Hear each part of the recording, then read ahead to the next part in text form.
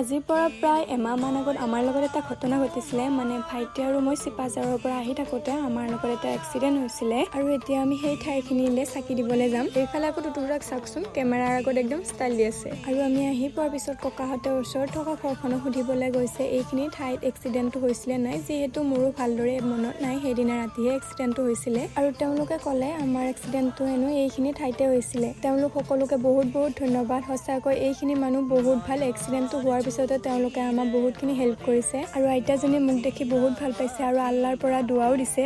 তেওঁলোক সকলোকে বহুত ধন্যবাদ, যিয়ে আমাৰ বিপদৰ সময়খিনিত সহায় কৰিছে। তাৰপিছত তাত চাকি বন্তি দি শৰাই আগবঢ়াই ভগৱানৰ ওচৰত সেৱা ল'লোঁ। তাৰপিছত তেওঁলোকে আমাক আশীৰ্বাদ কৰিলে আৰু আমি সকলোৱে ভগৱানৰ ওচৰত সেৱা ল'লোঁ। ভাইটিক পিছে আজি লৈ অহা হোৱা নাই ইয়ালৈ, যিহেতু সি এতিয়ালৈ সম্পূৰ্ণ সুস্থ হোৱা নাই। আৰু শৰাই দিয়া হোৱাৰ পিছত তেওঁলোকক মিঠাই প্ৰসাদ খাবলৈ দিয়া হ'ল আৰু আমিও খালোঁ লগতে। আৰু তেওঁলোকে যে আমাক ইমানখিনি সহায় কৰিলে তাৰ বাবে তেওঁলোকক ধন্যবাদ জনাই তেওঁলোকৰ পৰা বিদায় লৈ আমি ঘৰলৈ বুলি উভতি আহিলোঁ।